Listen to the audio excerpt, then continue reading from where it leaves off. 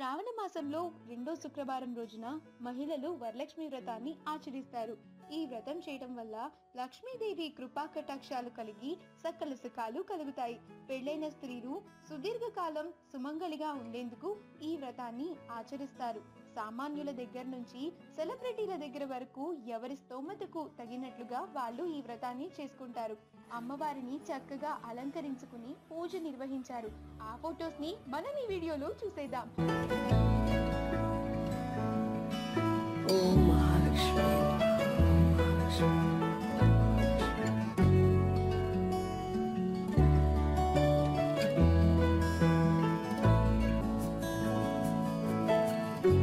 ఈ వీడియో కనుక మీకు నచ్చినట్లయితే మీ అభిప్రాయాన్ని కమెంట్స్ ద్వారా మాకు తెలియజేయండి.